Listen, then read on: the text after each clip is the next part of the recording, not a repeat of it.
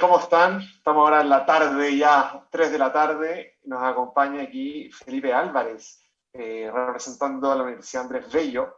Vamos a estar hablando de técnicas de relajación, vamos a estar hablando de varios temas que son súper relevantes en momentos normales, sí, y ahora que estamos en pandemia, más aún, porque se genera mucha ansiedad, se genera estrés. Mi señora Felipe es egresada del Andrés Bello de Psicopedagogía eh, y, y ella le toca trabajar con muchos alumnos y me va contando que se están exacerbando ciertas patologías que habían antes de la pandemia, ahora se ven, pero expresadas en mayor nivel. No sé si hay algo de eso según los estudios y al revés, en vez del vaso medio vacío, como decíamos, lo vamos a ver medio lleno.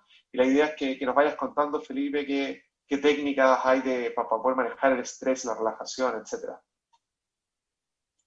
Perfecto. Bueno, muchas gracias, Ronnie. O sea, la Muy buenas ansiedad, no la tardes. relajación. Dije la Así palabra es, equivocada. así es. Bueno, muchas gracias, Ronnie. Muy buenas tardes a todos, a todas. Voy a partir, por supuesto, presentándome. Mi nombre es Felipe Álvarez. Yo soy psicólogo, tengo un magíster en psicología clínica. Soy egresado de la Universidad Andrés Bello y soy una persona dispersa. Soy muy disperso. De hecho, la verdad es que hago muchas cosas en mi vida. Soy docente en una institución de educación superior. Hago clases de psicología infantil, psicología del desarrollo, psicología organizacional, método y técnica de manejo de grupo, resolución de conflictos, reinserción social en tratamiento, prevención y rehabilitación de consumo de drogas. Además de eso, soy relator en una consultora donde hago principalmente capacitaciones en centros de salud como CESFAM y COSAM en la región metropolitana, a veces en el norte y a veces en la Araucanía. Y aparte de eso, acompaño un emprendimiento de contención emocional a estudiantes universitarios. Es un poquitito de lo que hago, a lo que sumo también una consultora que hemos formado con un grupo de amigos y colegas que principalmente está orientada a poder trabajar algunas temáticas vinculadas al tema de la educación. Trabajamos de forma colaborativa con la Universidad Andrés Bello y aquí el foco que nosotros tenemos es tratar de concientizar, prevenir o eventualmente intervenir en algún tipo de temática que puede ser relacionada a algún momento característico de la vida, principalmente de la adolescencia. Por lo tanto, nuestras actividades están más orientadas principalmente desde primero a cuarto medio y es muy importante darles este énfasis porque la adolescencia es una época donde cambia nuestra vida. Dejamos de ser niños, hay como un duelo por el cuerpo de niño. Nuestro cuerpo crece, aparece mucho más vello corporal, cambia nuestro tono de voz, empiezan a aparecer más características un poco más sexualizadas, empiezan a aparecer muchas responsabilidades y nuestra forma de socializar cambia. Por lo tanto, esta es una época de mucho agotamiento. El cuerpo, nuestra mente se va adaptando, vamos buscando nuestra personalidad, nuestra identidad. Y con todos esos cambios que van ocurriendo, la verdad es que es esperable que pueda surgir estrés y ansiedad. Si a eso le vamos sumando los fenómenos contextuales que estamos experimentando, es mucho más posible que nos veamos enfrentados a esto con mayor intensidad. Y es por eso que en esta oportunidad vamos a conversar un poquitito del tema del estrés y ansiedad y algunas técnicas que nos puedan servir para utilizarlas como un recurso para enfrentar estas posibles experiencias que podemos tener. Y me gusta siempre partir esta presentación comentando una experiencia que yo ya la he visto en muchísimos estudiantes, llevamos ya todo el año haciendo estas actividades. Y muchas veces los estudiantes me comentan que van donde su padre, su madre, y les dicen, papá, mamá, estoy estresado, estoy estresada. Y la respuesta muchas veces del padre o la madre es, ¿cómo vas a estar estresado tú si tú lo único que tienes que hacer es estudiar? Mira a mí que yo trabajo, que pago las cuentas, que hago tal y tal cosa. Y entonces ahí hay un gran problema que invalida la sensación de que uno puede tener estrés o ansiedad en cualquier momento de la vida. Y entonces ahí la idea es que podamos ir viendo cuáles son algunos de estos fenómenos para que los podamos trabajar. Entonces, teniendo esto en consideración, les voy mostrando una presentación donde espero ir orientando un poquitito lo que yo les voy compartiendo. Y básicamente, si se dan cuenta, partimos hablando de estrés y ansiedad. El estrés y ansiedad son fenómenos totalmente normales. A todos en algún momento de nuestra vida nos ha pasado, nos va a pasar o nos irá a pasar si es que todavía no ocurre.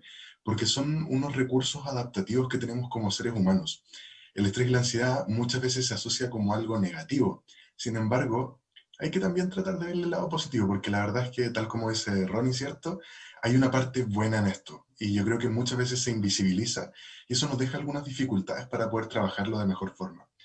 Algunos puntos que vamos a ir conversando el día de hoy con respecto a esta temática. van a estar relacionados con qué es el estrés, su definición, cuáles son sus componentes, qué elementos están relacionados a esto y cuáles son los elementos que lo producen, para que eventualmente también podamos comprender un poquitito la relación que hay entre estrés y emociones. Luego vamos a hablar de la ansiedad, que muchas veces es un síntoma del estrés, y también vamos a ir abordando sus propios síntomas o signos de la ansiedad, para que hacia el cierre podamos ir reflexionando un poquitito sobre algunas técnicas, herramientas o tips que nos puedan servir para enfrentar el estrés y la ansiedad que podamos estar experimentando en este momento y, por supuesto, todo lo que viene a posterior, incluso considerando esta prueba de transición que va a ser como esta puerta posiblemente a la educación superior. Y con eso de base, les quiero comentar que esto no es una clase, esto no es una capacitación, no es un curso, es un espacio para ustedes. Por lo tanto, hacia el cierre de la actividad tendremos unos espacios, unos minutitos para que si tienen dudas, consultas, preguntas, inquietudes, comentarios, críticas positivas, negativas, feedback, retroalimentación, si quieren compartir una experiencia o lo que sea, pueden hacerlo y podamos conversar un poquitito de eso. Y dicho eso, entonces partimos viendo el tema del estrés. Todos en algún momento, yo ya les decía, hemos estado un poquitito estresados, agobiados, frustrados con alguna experiencia y tenemos que tratar de situarnos en comprender el estrés. Nuestro cerebro no funciona en base a definiciones, funciona más en base a experiencias. Entonces, acá yo les voy a compartir una definición, pero quiero que la podamos ir entendiendo. El estrés se define como un conjunto de respuestas neuroendocrinas, inmunológicas, emocionales y conductuales frente a situaciones que perturban al organismo por una percepción de amenaza o peligro. Esta definición es de manual y no nos sirve porque cuando uno está estresado, eventualmente no dice, ah, sí, mi sistema inmunológico se afectó. Uno eventualmente está estresado y alguien nos dice algo y uno responde mal. Por lo tanto, ¿de qué nos sirve leer esto para entender cuándo estamos estresados? ¿Cuáles son las respuestas que pueden aparecer? Cuando hablamos de respuestas neuroendocrinas, hablamos básicamente de la afectación del sistema endocrino, que está totalmente relacionado con la producción y regulación hormonal y nuestras funciones vitales básicas, como la alimentación o el descanso. Por lo tanto, es esperable que uno bajo ciertos niveles de estrés tenga la tendencia a alterar su ritmo o su estructura de alimentación. Es esperable que quizás tengamos dificultades para dormir o empecemos a experimentar alteraciones del sueño. Y también es esperable que veamos la realidad o la procesemos de una forma diferente. Como el sistema endocrino está totalmente vinculado con el sistema nervioso, eso nos da cuenta que la forma en que recibimos un estímulo, cómo lo procesamos y cómo respondemos a él, va a cambiar. Por eso cuando uno está estresado, pequeñas cositas pueden ser tan grandes como nosotros las experimentamos porque son mucho más intensas. A nivel de respuestas inmunológicas, nuestro sistema inmunológico se pierde un poquitito, bajan nuestras defensas, producto de eso, es más probable que uno se enferme cuando está con estrés. Y a nivel emocional y conductual esto está totalmente vinculado, están de la mano, tanto el fenómeno emocional como la conducta, porque muchas veces la conducta es la expresión de algunas de nuestras emociones. Entonces, teniendo eso en consideración, nos podemos ir dando cuenta que el estrés nos va a afectar en varias dimensiones, no solamente en lo biológico y no es solamente producto del estudio, ojo con eso. De aquí entonces podemos ir tratando de comprender cuáles son los componentes que van a estar relacionados al estrés. En primer lugar, podemos pensar en los componentes psicológicos, luego biológicos y sociales. Cuando hablamos de los componentes psicológicos, una de las principales manifestaciones es lo que se ha denominado comúnmente como somatización. Esto es cuando nuestro cuerpo se enferma, pero la causa no es física, sino que es mental. Y un clásico de esto, sobre todo en la etapa escolar, es cuando uno tiene que exponer frente a muchas personas. Entonces, como que estamos preocupados porque nos puede salir mal, creemos que nos podemos equivocar, que nos vamos a poner rojo, vamos a sudar. Entonces, empezamos como a imaginar muchas ideas y nos preocupa, ¿cierto? Y entonces esa preocupación nos lleva a sentir un dolor de guatita. Y eventualmente ese dolor de guatita no es porque comimos mal, no es porque tengamos problemas al colon, sino que es porque esta preocupación mental se transmite al cuerpo. También es posible encontrar alteraciones conductuales emocionales y por último una disminución en la tolerancia a la frustración. Y esto es complejo porque a veces cuando el estrés es más intenso puede disminuir nuestras motivaciones, nuestras ganas de hacer las cosas. Bajan nuestro incluso interés por algunas actividades y ahí es muy importante que sepamos hacerle frente a esto, a no flaquear y que tengamos esa intensidad y esas ganas de poder salir adelante. Cuando pensamos en componentes biológicos, básicamente podemos ir encontrando un componente relacionado a un agotamiento significativo y también podemos ir considerando una tensión física. El estrés está totalmente relacionado con la tensión y es una tensión que es tanto física como mental. Y esto es muy importante porque yo, por ejemplo, tengo la hipótesis de que Matías Fernández, el jugador de fútbol chileno, ¿cierto?, que se lesionaba bastante, quizás sufría de estrés. ¿Por qué? Porque tenía buena condición física, pese a eso se lesionaba mucho. Y quizá ahí podemos tener una reflexión, es una hipótesis, no tengo cómo comprobarlo, pero me da la sensación que podemos ir dándonos cuenta que el estrés es más amplio que solamente el estudio. Podemos estresarnos porque quizá no resultó algo como queríamos en algún momento, podemos estresarnos porque tuvimos una dificultad, una pelea con alguna persona, nos podemos estresar porque quizá estamos alimentándonos mal o estamos durmiendo mal, y hay muchas otras formas de experimentarlo. Y hay también varias formas de que esto se manifieste. Y eso nos lleva a la tercera dimensión, al nivel social.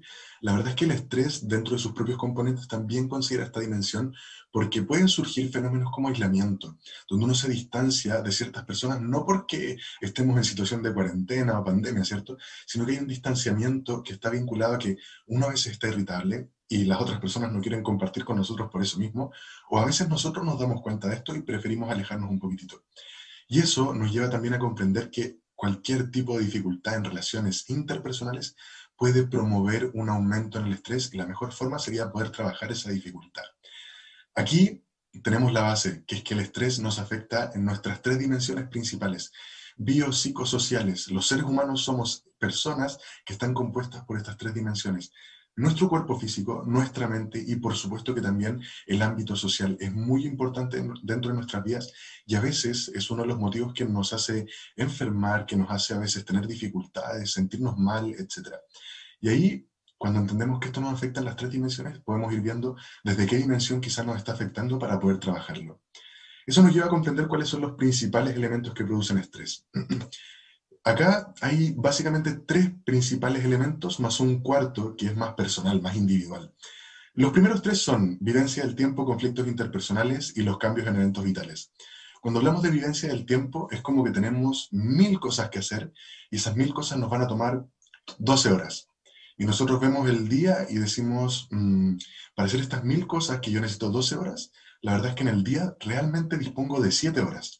¿Cómo puedo ser capaz de hacer coincidir todo este tiempo y estas actividades en un espacio tan pequeño? Y entonces ahí empieza la preocupación, empieza a dar vueltas. ¿Cómo ordenarse? ¿Cómo tratar de hacer más efectivo el tiempo?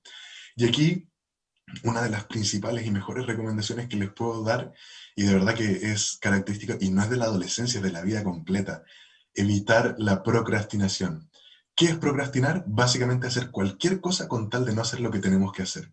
Un clásico de esto es cuando los estudiantes tienen que estudiar, ¿cierto? Entonces se sientan, agarran su libro, pasan 2 páginas, llevan 5 minutos sentados y no pueden estudiar porque la pieza está desordenada.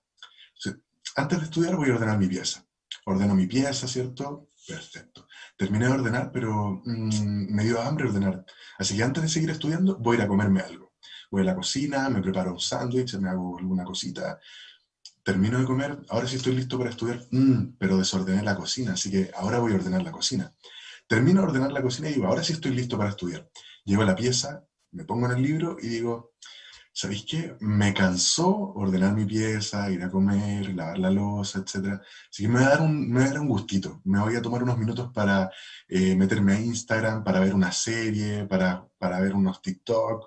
Voy a gastar un poquitito de tiempo en otra cosa. Y así entonces nos llenamos de un montón de actividades que realmente no están vinculadas a lo que tenemos que hacer con tal de no hacerlo. Cuando nosotros reconocemos que estamos procrastinando, podemos tomar la decisión de dejar de hacerlo y poder enfocarnos en nuestras tareas. Con eso disminuye la probabilidad que esto se acumule y podamos eventualmente organizarnos de mejor forma. Otro punto, los conflictos interpersonales, cualquier dificultad y sobre todo con personas mientras más significativas sean, mayor sería la forma en que esto se exprese y la única recomendación acá sería tratar de solucionar cuál ha sido el problema o el conflicto que surgió. Y en tercer punto tenemos los cambios en eventos vitales. Y este es complejo, porque los cambios en eventos vitales están caracterizados por una serie de factores que pueden ser tanto individuales como ambientales. Por ejemplo, cambiarse de casa, cambiarse de colegio, puede ser el nacimiento de un hermanito, el fallecimiento, el duelo por una mascota o por un familiar, puede ser eventualmente una ruptura amorosa, pueden ser muchas cosas. Y dentro de esas está la situación que estamos atravesando hoy. La cuarentena y la pandemia son efectivamente fenómenos que se consideran y consolidan como un cambio en evento vital, porque rompen ese equilibrio y esa estructura que habíamos alcanzado. Por lo tanto, es casi como atravesar una crisis. Y las crisis suelen producir estrés, ansiedad, desarmonía, caos y otros sentimientos. Y aquí entonces, ¿qué es lo que nos queda? básicamente el punto 4, que hay mucha gente que lo habla como la capacidad de resiliencia, como hacerle frente a la adversidad, como una capacidad también de flexibilidad o adaptación, y que puede ser eventualmente considerada como la predisposición. Y aquí me voy a tomar de las palabras que comentaba Ronnie al inicio, donde hablaba de ver el vaso medio lleno. Porque la predisposición a mí me gusta compartirla con una pequeña metáfora, que es que en psicología hay una pregunta que se utiliza mucho hace mucho tiempo. Una pregunta donde básicamente nos mostraban un vasito, ¿cierto?, con agua hasta la mitad. Y esto tenía el propósito de entender qué tanto uno proyecta elementos personales en el ambiente, en el entorno, y ver un poquitito el tema de las características subjetivas y objetivas de la realidad. Por lo tanto, la consigna era básicamente preguntarle a la persona, el vaso está medio lleno, medio vacío, ¿cierto? Y hay una interpretación básica, es que si una persona ve el vaso medio vacío, tiende a ser más pesimista, ve el lado negativo de las cosas, la ausencia, la carencia, la falta. Mientras que hay otras personas que ven el lado, o sea, ven el vaso medio lleno. Y la interpretación más básica en ese contexto sería, es una persona más optimista, ve el lado bueno de las cosas, la abundancia, saca provecho de eso.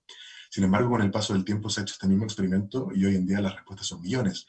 Hay gente que dice, no me interesa, hay gente que dice, el vaso está a la mitad y tengo una wincha que lo demuestra, pero hay una respuesta en particular que a mí me gusta muchísimo, que es que yo puedo tomarme toda el agua del vaso, puedo botarla, puedo regar unas plantas y dejar el vaso así sin agua. Sin embargo, el vaso siempre va a estar lleno, porque si bien no está hasta la mitad de agua o medio lleno de agua o medio vacío de agua, siempre va a estar lleno de aire. Y el aire, como es de importante, también es de invisibilizado. A veces no nos damos cuenta y nuestras decisiones en la vida también se empañan por eso. No nos damos cuenta que hay muchas cosas muy importantes ahí y que no las agradecemos, que no somos capaces de valorarlas. Y por eso a veces nos enfrascamos en pequeños elementos cuando podríamos estar también reconociendo todo lo bueno que estamos experimentando. Esto no significa que seamos conformistas en lo absoluto, pero sí nos invita a ver la posibilidad de que a veces nosotros podemos estar exagerando o podemos estar experimentando algo que podríamos disminuir esa intensidad si es que nos enfocamos en el lado positivo. Por lo tanto, también los invito a que tratemos de ver una dimensión más desde el agradecimiento, desde valorar esas cosas que tenemos, por muy pequeñas que sean, pero tratemos de ver también el lado positivo, porque eso aliviana la sensación y la carga del estrés que estamos experimentando. Eso nos lleva a entender un punto crucial que ya se los comentaba al inicio de la relación que hay con las emociones. Básicamente, el ser humano se ha estudiado desde la filosofía, la sociología, la antropología y un montón de disciplinas. ¿Qué son las emociones? Y en base a millones, no sé si millones, pero muchísimas investigaciones, se ha demostrado que el ser humano en todas sus culturas tiene por lo menos 6 emociones básicas: felicidad, tristeza, miedo, ira o enojo, sorpresa y asco. Estas 6 emociones no son ni buenas ni malas, sino que son adaptativas. Pueden ser algunas más agradables o desagradables que otras, pero todas tienen una función. Por ejemplo, la felicidad nos entrega energía y nos permite reconocer las cosas que nos gustan. La tristeza nos permite asimilar experiencias complejas como un duelo y también ver si es que quizás necesitamos pedir ayuda o si alguien la necesita. El miedo nos permite anticiparnos a situaciones que sean un poco peligrosas. El enojo nos permite defendernos de alguna agresión. La sorpresa aumenta nuestra concentración cuando el entorno cambia y el asco nos permite escapar o evitar de ciertas situaciones que podrían ser dañinas. Eso es muy importante que lo reconozcamos porque a veces tenemos la tendencia a reprimir nuestras emociones, como que no está bien visto que estemos tristes, por lo tanto lo bloqueamos. Y aquí yo lo comento porque la verdad es que somos seres humanos, no somos máquinas, y ahí es muy importante que nosotros nos demos ese espacio a conectarnos con nuestras emociones, a reconocer lo que estamos sintiendo y darnos ese espacio para experimentarlo. Porque si uno trata de estar siempre feliz, por ejemplo, existe la posibilidad de que no surjan esos momentos de tristeza necesarios para procesar una experiencia y después nos puede pasar la cuenta. Entonces, démonos esos espacios, démonos esos tiempos y tratemos siempre de hacerlo con la intención de aprender de eso. No tratemos de manipular nuestras emociones, sino que experimentarlas de una forma adecuada, gestionar esto para que podamos encauzar estos recursos hacia un bien personal. Y eso va muy de la mano entonces a esta pequeña imagen que les comparto acá de Intensamente, ¿cierto? Porque la verdad es que ahí nos damos cuenta de la importancia que tiene la tristeza, por ejemplo. Y a veces no le prestamos atención. Por lo tanto, tengamos ese espacio, tengamos ese respeto con nosotros mismos, con nuestra salud mental, con nuestra salud física incluso, para poder realmente reconocer lo que estamos sintiendo. Y eso es muy importante porque desde ahí va a surgir la posibilidad de que nuestra conducta y nuestra forma de enfrentarnos a las cosas también cambie. Por lo general tenemos una actitud más derrotista, porque no nos conocemos bien, porque nos faltan algunas cosas y por supuesto que esto es difícil, pero también hay formas de trabajarlo. Y aquí les quiero compartir entonces un pequeño videito que nos va a hacer reflexionar con respecto a cómo quizá nos podemos conectar con nuestras emociones a través de un recurso muy, muy sencillo llamado respiración. Lo hacemos todo el tiempo, vivimos en base a eso, sin embargo, tal como les decía en el ejemplo del vaso, no le prestamos la suficiente atención al aire. Así que les quiero compartir este video, mientras yo lo hago voy a desaparecer unos segunditos, la idea es que solamente puedan enfocarse en este video y espero que lo disfruten porque en verdad es un muy buen recurso.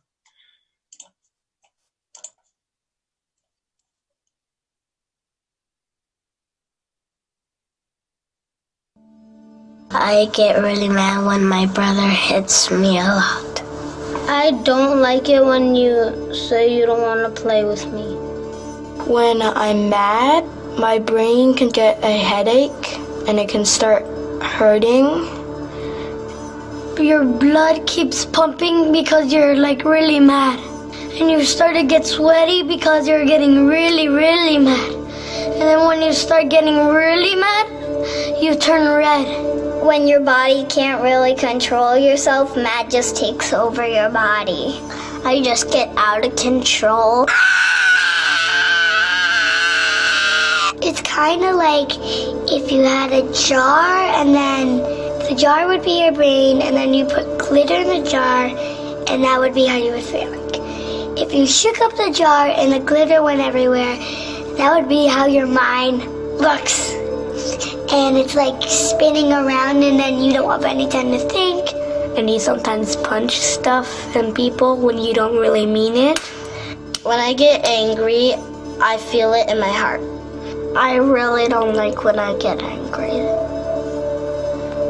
The amygdala really reacts, but the prefrontal cortex tries to keep it down. When I feel like I want to, get really angry and yell, I just sometimes, take deep breaths. First you find a place where you can be alone, then you find some way to relax and calm down. When I need to calm down, I take deep breaths. I breathe in through my nose. Sometimes I close my eyes or just take deep breaths. It's calming down, it's not moving. It's slowing down and then it stops. And the heart pumps slow and then it goes into your brain. It's like all the sparkles are at the bottom of your brain. My brain slows down and then I feel more calm and then I'm ready to speak to that person.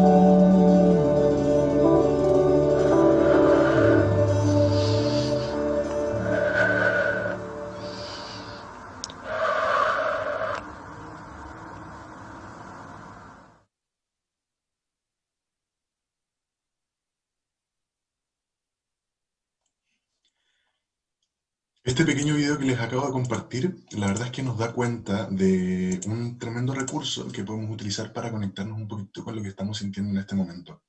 Y nos va a hacer sentido con un punto que les voy a compartir al final de la presentación. Por otro lado, nos quedaría ahora ir abordando el tema de la ansiedad. La ansiedad muchas veces, como les decía al inicio, es un síntoma del estrés. Y ahí surge un elemento muy importante por reconocer, que es que esta también se define con unas diferencias sustanciales. Por ejemplo, la ansiedad se comprende como la anticipación de un daño o desgracia futuros acompañada de un sentimiento de disforia y alteraciones físicas debido a factores internos y externos, generando una señal de alerta que advierte al organismo, permitiendo adoptar las medidas necesarias para enfrentar dicha amenaza. Definición de manual que tampoco nos sirve, pero nos permite orientarnos. En primer lugar, la ansiedad, anticipación de un daño futuro. Por lo tanto, siempre es algo que va a ocurrir en el futuro. O no, pero es algo que tiene que ver con el futuro. No existe la ansiedad por el pasado, por ejemplo.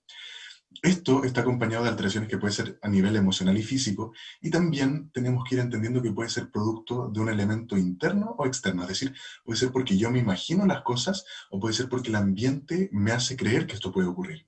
Y por último, un punto central de la ansiedad es que entrega esta señal de alerta que advierte al organismo, entonces nos predispone para enfrentar esta amenaza.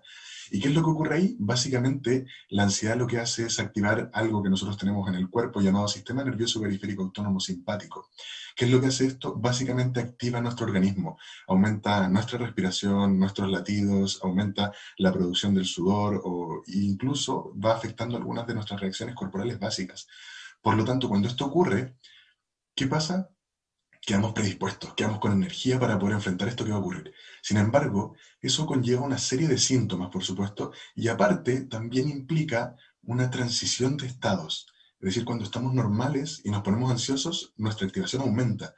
Pero llega un momento donde la ansiedad disminuye, y cuando la ansiedad desaparece, se activa algo llamado sistema nervioso periférico autónomo parasimpático, que lo que hace es restablecer el funcionamiento del organismo a su estado original. Y ese cambio abrupto de una activación tan grande a un estado un poquitito más tranquilo genera un agotamiento significativo. Y algunas de las formas principales de cómo se observa la ansiedad es mordiéndose las uñas, moviendo mucho una pierna, con algunos pequeños tics o movimientos involuntarios o algunos más voluntarios que otros, pero como con la intención de liberar esa energía que se va produciendo. Y aquí nos podemos ir dando cuenta de algunos de los síntomas que podemos ver en la ansiedad, como por ejemplo, a nivel físico, conductual, cognitivo o emocional. Tenemos a nivel físico sudor inapropiado. Si yo corrí una maratón y estoy sudando es totalmente comprensible, pero si me siento en una mesa con 3 personas y una no la conozco y me da miedo que me pueda decir algo y me ponga a sudar, eso eventualmente puede ser ansiedad. Respiración acelerada, palpitaciones o taquicardia, tensión muscular, síntomas digestivos, palidez, mareos, desmayos, bruxismo, que es esta condición que al dormir uno aprieta la mandíbula y eso produce mucho dolor de cabeza. Dolores de cabeza por sí mismos y también temblor o tartamudez. Tenemos algunos de los principales síntomas que podríamos reconocer en la ansiedad y es muy importante que si realmente nos preocupa nuestra salud, seamos capaces de también hacer una consulta adecuada. Es decir, yo no puedo tener, taquicardia y decir, no, es ansiedad. Si yo estoy sintiendo eso, también debo hacerme cargo. Eso implica, por ejemplo, que un profesional adecuado y competente pueda tomar este caso, porque eventualmente quizá yo no tengo ansiedad y tengo un problema al corazón, ¿cierto? Entonces tenemos que ser bien claros en eso. Yo tengo una experiencia de una persona muy cercana que era muy curioso, porque todo el mundo pensaba que era una persona despistada. Era una cosa como que yo iba a la cocina, él sacaba la mantequilla del refrigerador, se hacía un pan, la guardaba en el microondas. Es algo entendible. Luego yo abría el refrigerador y había una corbata dentro del refrigerador de esta persona. Entonces uno se da cuenta que habían pequeños como comportamientos un poco inadecuados. Lo curioso fue que todo el mundo pensaba que era pavo, que era un poco despistado, ¿cierto? Sin embargo, se hizo unos estudios médicos y se dio cuenta que tenía un tumor del tamaño de la punta de un alfiler en el lóbulo frontal. Y eso era lo que explicaba esta conducta. ¿Por qué entonces yo les comento esto? Porque realmente hacerse cargo de la salud implica eso. Implica que uno sea capaz también de visualizar que no todo se explica de forma mental, no todo se explica tampoco de forma física, y tenemos que realmente hacernos cargo de esto. A nivel conductual, también tenemos la posibilidad de ir reconociendo algunas conductas de enfrentamiento, escape o evitación. Y esto es importante porque puede ser tanto positivo como negativo. La ansiedad nos puede poner inquietos, nos puede hacer más impulsivos y podemos enfrentar la situación en el momento adecuado. Pero a veces lo hacemos de una forma muy rápida y hay que esperar un poquitito más de tiempo. Por otro lado, la ansiedad nos puede aterrar, nos puede dar mucho miedo, nos puede preocupar el hecho de lo que va a ocurrir y nos puede hacer evitar o escapar de esa situación. Por lo tanto, a veces quizá escapamos y no respondemos en el momento adecuado, o a veces no, escapamos y tomamos el tiempo prudente para poder hacerlo bien. Por lo tanto, puede ser tanto positivo como negativo. Y nos queda el último punto a nivel cognitivo-emocional, que este es complejo, sobre todo en el estudio, porque aparece preocupación constante, expectativas de fracaso, bloqueos cognitivos, fallas en la concentración y memoria, pensamientos negativos, irritabilidad y llanto. Y aquí este punto yo lo reconozco bastante porque la situación que estamos viviendo puede estar haciendo que tengamos alguna afectación en cómo nos concentramos, en cómo estamos memorizando las cosas, cómo estamos eventualmente aprendiendo. Y creo que la mejor forma de poder trabajar esto sería disminuyendo entonces nuestros niveles de ansiedad para que no haya para que no aparezcan estas preocupaciones, pero eventualmente que haya un poquitito, porque eso nos va a mantener activos, nos va a mantener con energía y con la disposición para poder enfrentar lo que esté ocurriendo. Y eso nos lleva al punto de que ya entendiendo un poquitito qué es el estrés, la ansiedad, cómo se manifiesta, cómo lo podemos reconocer, ¿qué podemos hacer con esto? Y hay varios tipos de estrategias que podríamos recomendar. En primer lugar, a nivel físico, yo creo que voy a estar de acuerdo con casi todos los personajes del área de la salud, es muy importante una buena alimentación, deporte y descanso. Eso es básico, son elementos principales, pero hay gente que dice, uff, no sé por qué estoy estresado, pero ¿será porque quizá duermo 1 hora, 2 horas al día? No sé por qué estoy estresado, ¿será porque como McDonald's todos los días de la semana y mi alimentación no es adecuada? Entonces, ahí es muy importante que nosotros reconozcamos cómo estamos con nuestra actividad física, cómo estamos alimentándonos, cómo estamos descansando, para prestar atención a esto y hacer la intervención adecuada.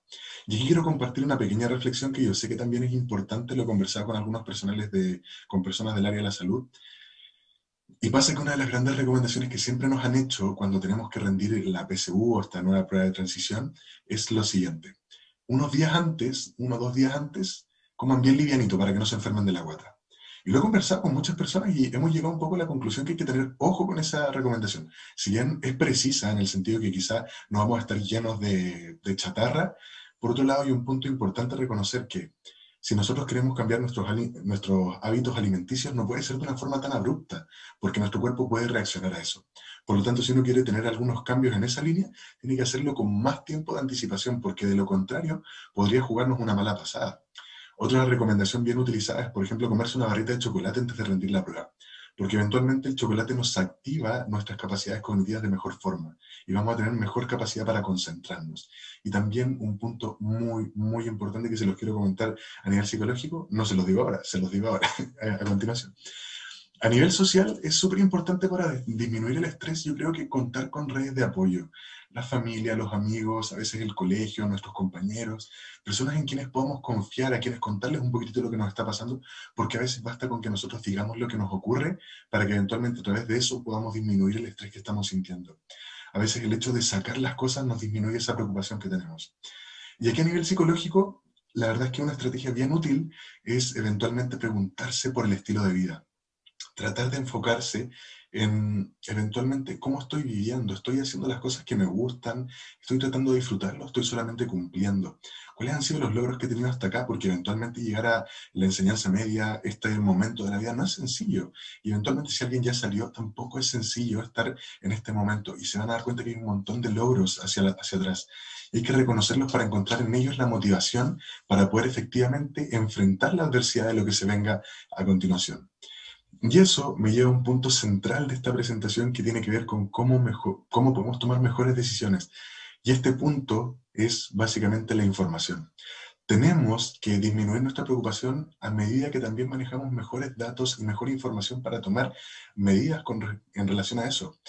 Hoy en día la información está por todos lados, pero depende de nosotros cómo nosotros la recibimos, la procesamos y la utilizamos como un recurso. Si yo estoy preocupado por la prueba, por ejemplo, antes una de las grandes preocupaciones era cuándo iba a ser la fecha. Hoy en día ya tenemos esa información, pero hay gente que no sabe qué contenidos entran. Perfecto. Hay gente que además de eso, por ejemplo, tiene la preocupación de que no sabe eventualmente cómo se va a enfrentar a esta situación. Y ahí podemos ir buscando información. Hay gente, por ejemplo, que tiene un poquitito más de crisis, no con la prueba, sino que como con un tema más vocacional, de no saber qué querer estudiar. La información sigue siendo el recurso. Aquí les comparto una pequeña idea. La verdad es que la Universidad Andrés Bello está haciendo un montón de actividades que están trabajando para eventualmente poder ayudarles a ir tomando algunas decisiones quizá con relación a esto, como test vocacionales y una serie de herramientas de ese estilo. Y también hay una instancia bien interesante que se ha llamado Pregúntale al experto, donde ustedes quizá van a tener la oportunidad de conversar o compartir con algún profesional, con un director de alguna carrera, con algún profesor, sobre distintas temáticas. Y eso nos ayuda muchas veces a poder conocer un poquito más en profundidad la profesión. Yo les contaba al inicio que acompaño un emprendimiento de contención emocional y es curioso porque yo trabajo mucho con estudiantes de Derecho a punto de rendir su examen de grado. Y yo les he preguntado, ¿qué pensaron cuando entraron a estudiar Derecho? Yo quería un mundo más justo, me dicen. Perfecto. ¿Qué piensan ahora que salen de estudiar Derecho? No hay nada más injusto que el derecho, me dicen, porque la verdad es que una cosa es la idea, es lo que nosotros reconocemos a nivel social, y otra cosa es lo que es en concreto la profesión. Esto no quiere decir en lo absoluto que el derecho sea fome, para nada, pero tenemos que reconocer realmente lo que nosotros queremos hacer, porque si nos quedamos con una idea muy superficial, podemos estar tomando una decisión desinformada. Por ejemplo, un clásico en psicología da buenos consejos, debería estudiar psicología. ¿Te gustan los temas como de la locura, la psicosis y la esquizofrenia? Deberías estudiar psicología. No es así, la verdad es que la psicología, por ejemplo, existe clínica, educacional, laboral, organizacional, jurídica, hay muchas dimensiones de esto, y ahí nos vamos dando cuenta que eso de, por ejemplo, no sé, las personalidades como el guasón, ¿cierto? Son las menos, son una rama que está un poquitito más vinculada al área psiquiátrica, y si bien nos puede tocar en algún momento como psicólogos, cuando estemos trabajando, tenemos que reconocer que en verdad la profesión es mucho más amplia y hay psicólogos que no se dedican a dar consejos, sino que se dedican a tratar de establecer una rutina mucho más saludable, a tratar de preguntarse un poquitito por cómo ir encontrando los patrones de las cosas que me entusiasman o me motivan. La psicología no es solamente la enfermedad, al contrario, es prevenir algunas cosas. Y por eso es importante que vayamos tomando decisiones bien informadas, porque a veces tomamos decisiones por un comentario que escuchemos por ahí. Así que les dejo ahí también ese recurso súper importante de la información, porque les va a ayudar a tomar mejores decisiones. Y ya para ir finalizando, compartirles que la ansiedad, como genera esta activación tan característica, la mejor forma de trabajarlo es a través de ejercicios de relajación, técnicas de meditación, de respiración, yoga, terapias corporales como la masoterapia o el uso de mindfulness. Yo la verdad es que siempre hemos tenido intención de incorporar algo de esto, quizá en este momento, pero es un poco complejo por el tiempo, porque creo que es mejor que podamos trabajarlo, y hoy en día, tal como les dije en el punto anterior, la información está en todos lados. Yo me he encargado de revisar en muchas plataformas, por ejemplo en YouTube, basta con que uno ponga meditación mindfulness guiada y van a aparecer 50.000 alternativas y uno puede buscar la que más le acomode. Si uno busca ejercicios de yoga, lo mismo. La verdad es que esa información ya la disponemos. Lo importante es ver cómo podemos eventualmente acercarnos a ella. Y yo creo que ahí el punto central va a ser nuestra energía y nuestra motivación por querer cumplir eso. Así que yo los invito a que vayan tomando decisiones que sean acorde a su felicidad, acorde a las cosas que realmente les generen satisfacción, que se sientan bien con lo que están haciendo y traten de comprender que por mucho que estamos atravesando una experiencia compleja, esto va a pasar. Esto va a ceder en algún momento, vamos a volver a una normalidad, van a ser las cosas mucho mejores y yo creo que nos vamos a poder conectar un poquito más con nuestro lado humano que quizás se estaba dejando un poco de lado. Así que eso era un poquitito lo que les quería compartir. Y ahora me gustaría eventualmente que llegáramos a este momento donde podemos quizá compartir algunas dudas, inquietudes, preguntas, comentarios que quizá pudiesen estar teniendo para que los podamos dialogar en este momento. Oye, Felipe, estábamos hablando ahí mientras tú conversabas que efectivamente hay un montón de preguntas. En honor al tiempo, a mí me da un poco de cosa que no alcancemos a abarcarlas todas porque son temas bien relevantes y se nota que hay bastante inquietud al respecto. No sé si hay alguna manera en que se puedan después quedar vinculados contigo la gente por si no alcanzamos a pasar todas las preguntas.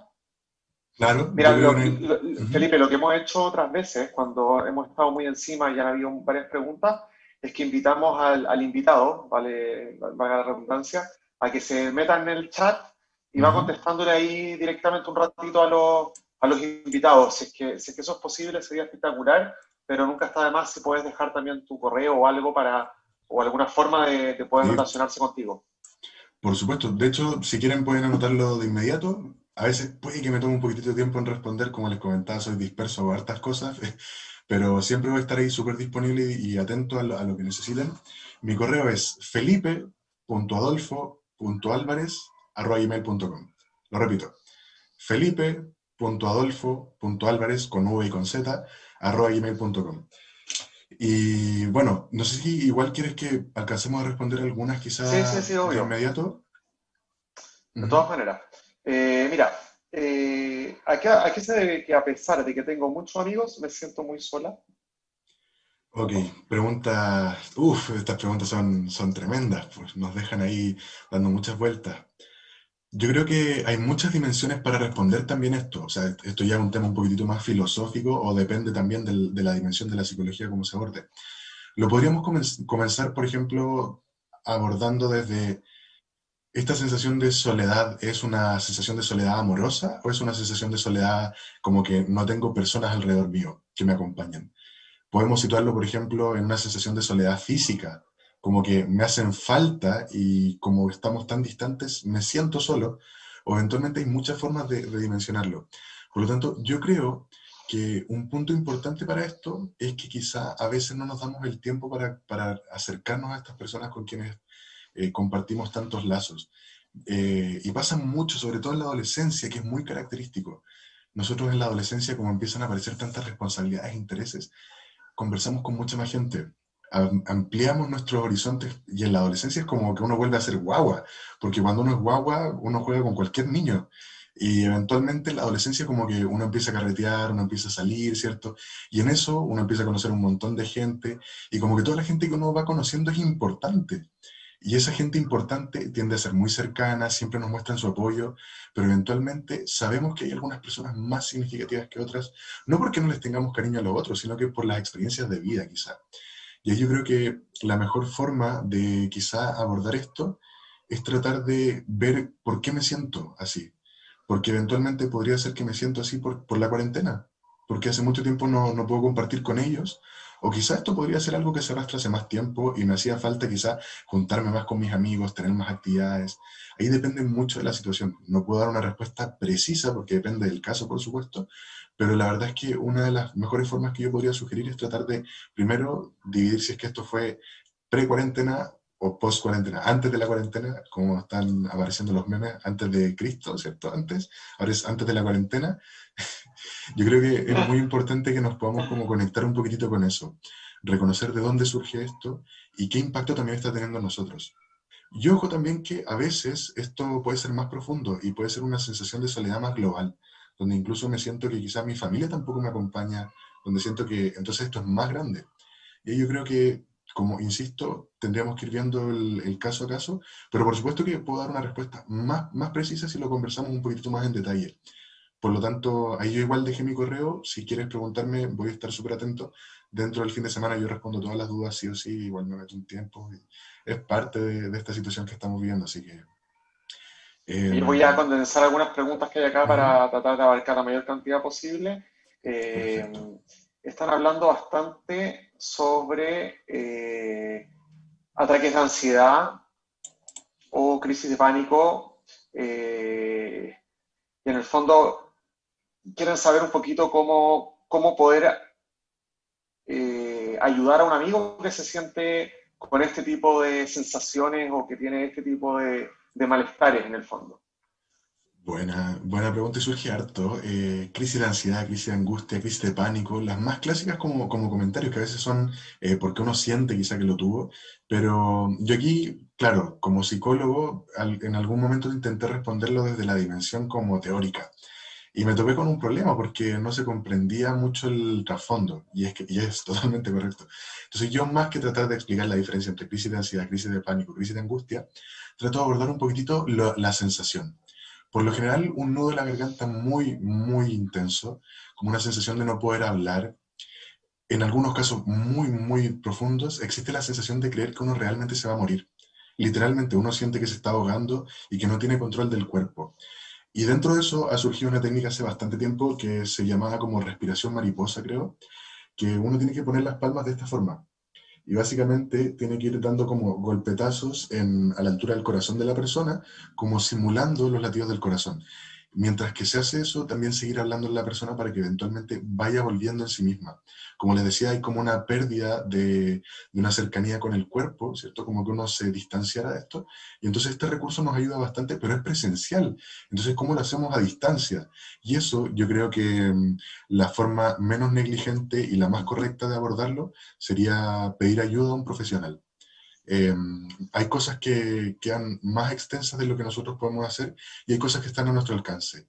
Yo creo que el punto de inflexión para tomar esa decisión va a ser si es que la persona está afectada a un punto tal que se está volviendo incapacitante, es decir, está con dificultades para seguir una rutina, no puede concentrarse, se siente mal, eventualmente se enferma. Quizás en esa dimensión deberíamos tomar la decisión de inmediato de consultar a un profesional. si me dan estas crisis, pero son superficiales, me preocupo mucho de pronto y como que exploto, lloro un poco, pero se me pasa y vuelvo en mí, no hubo ninguna dificultad. Yo creo que es algo que quizás es un poco más adaptativo y quizás me ocurre de vez en cuando como una reacción de miedo, quizás una emoción que estoy sintiendo y que la tengo que procesar. Por lo tanto, el punto siempre para consultar a un profesional va a ser ese. ¿Qué tan incapacitante está siendo? Eso, como les decía, desde el lado menos negligente pero más correcto. ¿Por qué el menos negligente? Porque en verdad nos ocurre lo mismo que con la salud. Uno no debiese esperar a enfermarse para pedir ayuda. Y eso es lo que nos ocurre en Chile, ¿cierto? Nosotros nos enfermamos y vamos al doctor, pero nadie se hace chequeos, nadie se hace un control rutinario, ¿cierto? Para saber que uno está bien. Y nos pasa lo mismo con la salud mental. La gente espera estar con depresión grave para eventualmente pedir ayuda, no cuando está en proceso. Y eso hace que sea más difícil. Por lo tanto, ahí yo creo que es muy importante que nosotros seamos capaces de que ojalá podamos intervenir esto con una persona que nos pueda acompañar. Porque esto, la psicología no es tan sencilla como conversamos un ratito y se soluciona, ¿cierto? Si fuera así, pucha, de partida la pega estaría, la gente con ansiedad y estrés estaría muy bajo.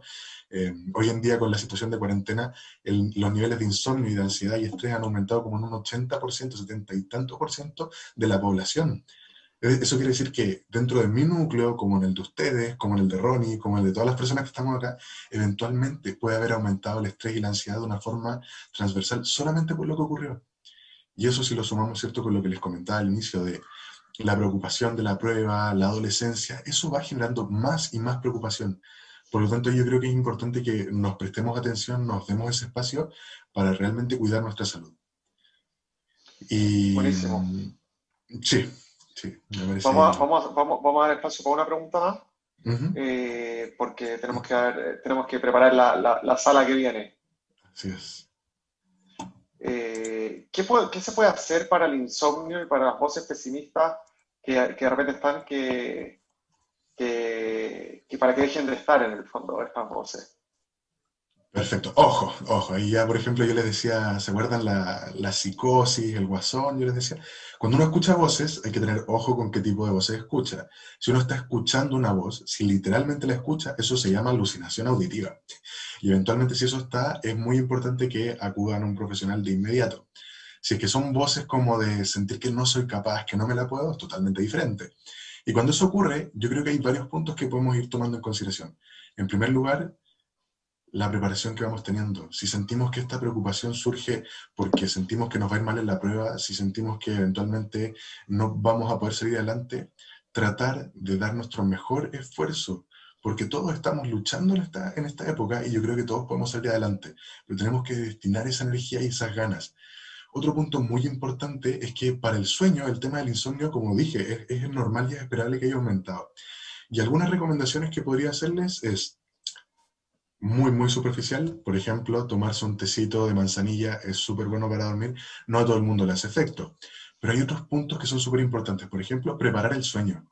Uno eventualmente el ciclo del sueño lo va regulando durante la vida. Y hay momentos donde uno, por preocupación, por trabajo, por estudios, etcétera, duerme muy poco. Se acuestan a las 2, 3, 4 de la mañana y eventualmente se tienen que levantar a las 7, 8 y no duerme lo suficiente, no está el descanso. Entonces uno tiene que preparar ese sueño en un horario adecuado. Es decir, fijarse un horario para dormir a las 12, a las 11, al horario que les acomode cuando cumplan las cosas que tengan que hacer y que eso no les genere preocupación. Hacer actividad física se recomienda antes de dormir, pero no de inmediato. Es decir, no sé, si uno va a hacer ejercicio, que sean 2 horas Es antes. hiperactivo, si no. Claro, si no uno queda hiperactivo, que queda muy activado. Entonces, si uno quiere descansar como después de hacer ejercicio, ojalá que sean un par de horas antes, porque muy encima puede que tengamos agotamiento físico, pero no necesariamente agotamiento mental. Y nuestro Por cuerpo va a supuesto. estar con muchas ganas de dormir, pero nuestra mente va a estar activa. Otra recomendación es evitar cualquier cosa que nos active, chocolate, café, ¿cierto? Que en la noche comerlo nos va a dificultar un poquitito más dormir. Y eventualmente, y esto yo creo que hoy en día es cada vez más difícil, dormir sin tecnología. No se acuesten con el teléfono, no se acuesten a ver una serie, no se acuesten a hablar por WhatsApp. Cuando se acuesten, acuéstense a dormir, porque si se acuestan con el teléfono, van a pasar 20, 30 minutos, 40, que van a estar frente a la pantalla, que nos activa todas las neuronas, ¿cierto? Porque se procesan estos estímulos, y eso activa el cuerpo. Entonces va a costar más dormir, y la mejor forma sería tratar de probar. de a poco, de forma progresiva. Esto no es inmediato, ojo, el ciclo del sueño se regula con tiempo, pueden tomarse 2, 3 semanas en recién empezar a adaptarse, pero tienen que hacerlo progresivo, de lo contrario no resulta, porque el cuerpo no se adapta a esta nueva rutina. Así que eso es súper importante que lo tengamos en consideración y, como decía, yo creo que dar lo mejor de nosotros, porque aquí la verdad es que mucha gente dice que en la cuarentena hay que aprender algo. Yo soy partidario de que no, pero tengo ganas de hace mucho tiempo aprender magia. Eh, y ya estoy bastante bien, un poco avanzado. Y ojo, nunca sientan que hay una presión, cada uno está viviendo esto de la mejor forma que puede, pero tenemos la posibilidad de darnos cuenta que a veces nos sentimos así, totalmente vacíos, ¿cierto? Pero basta con que uno haga un pequeño movimiento y uno puede hacer surgir una flor. Entonces, tenemos la posibilidad a veces de, a través de pequeñas cositas, poner un poco de energía, poner un poco de nosotros y darnos cuenta que incluso frente a la mayor adversidad, cuando sentimos que no podemos, ahí puede surgir algo súper lindo. Así que denle con todo, Buenísimo. con mucha energía y la verdad es que en algún momento esto va a pasar, vamos a volver a la normalidad y ojalá un mundo cada vez mejor. Y eso depende de nosotros mismos. Oye, Felipe, para la gente que nos está mirando, les confirmo que tú vas a estar con nosotros de vuelta a las 5, así que ahí van a poder terminar de hacer algunas preguntas. Yo te invito mientras, si es que se puede, Felipe, al chat en evolucionapbb.cl. Ahí hay algunas preguntas que quedaron sin responder y te vamos a tener que despedir porque tenemos que irnos a la sala con el próximo invitado. Me dijiste evoluciona PDV, ¿cierto? PDB, sí, pdb.cl. .cl, perfecto. Ya, pues yo me voy a meter entonces y voy a dar una vueltecita a las preguntas y las Gracias, te dudas que puedan tener pasaste. chiquillos. Muy ¿Ya? buena la Así charla, que, excelente. súper. Ahí Te nos estamos viendo pasaste. entonces más tardecito. Cuídense. Un abrazo. Gracias, chao.